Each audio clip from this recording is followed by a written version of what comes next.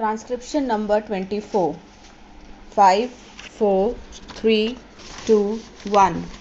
Madam Deputy Chairman, I rise to support the bill which has been moved by the Honorable Minister of State in the Ministry of Home Affairs.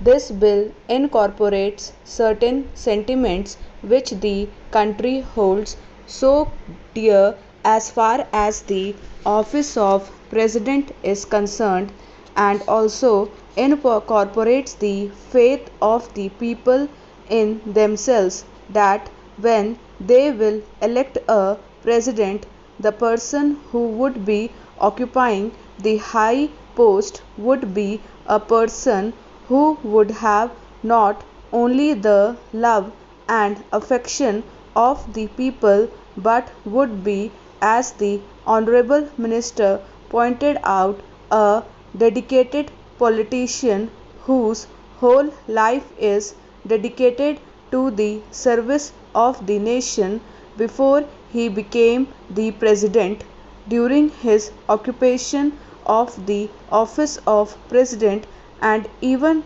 after he retired from that office.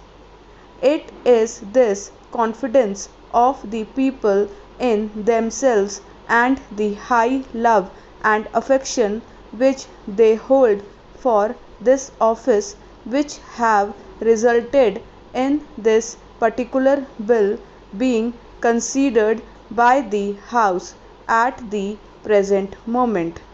The Honorable Minister has pointed out that the President who has just retired has fulfilled all the requirements which are the basis of this particular measure, and the measure which was passed in 1951. I wish that he had mentioned the last Governor General also, to whom both the measures apply. Whether we may agree or may not agree with the last Governor General on some of the political views that he holds, there can be no two opinions that the last Governor General was also an illustrious son and is an illustrious son of this country, and deserves all the consideration, all the love, and all the respect of the country which are being incorporated at the present measure and were incorporated in the 1951 Act. While therefore fully supporting the measure which is now before the House,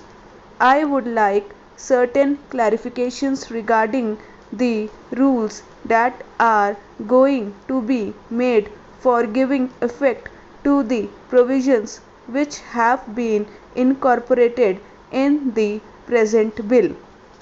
In the statement of objects and reasons, we are told that a person holding the high office of president has, even after retirement, many public calls on him, and it is therefore considered desirable to provide him with secretarial staff. It is further stated that the bill provides for a staff which may be engaged for president. Staff might be appointed for him, and office space might be provided for him.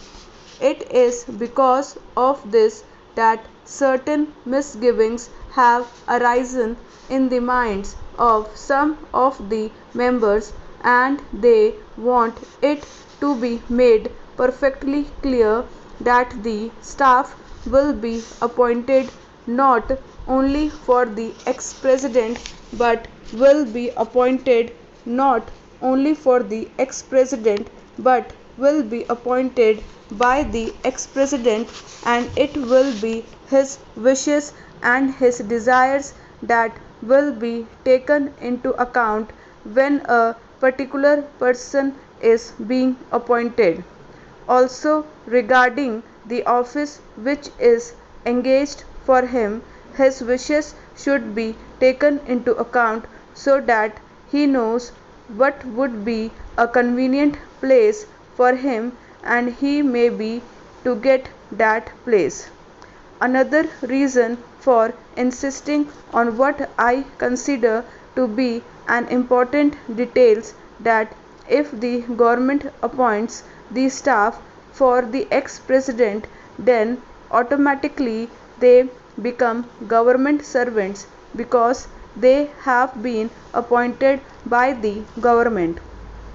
It may be that in the rules a clarification might be attempted whereby they may be exempted from some of the service conduct rules which are applicable to normal government servants. But even there, it will be much better that this should not be left in any doubt and that these persons that are appointed to assist the ex-president in his secretarial tasks are appointed by the ex-president himself. They would be the staff of the ex-president and would not be appointed by the government for the ex-president and would not be government servants. This point ought to be made quite clear so that the ex-president has got all the right of determining the service conditions of the people appointed by him. Of course, subject to the overall limit which has been provided and to my mind rightly pointed out in the bill. Within that overall limit, perhaps it will be much better to leave the rest of the matter to the President himself, so that we may also express our further confidence in the President to the effect that he would utilize it with discretion and with all sense of responsibility and fair play and taking into account the interest of the public and of the public exchequer too.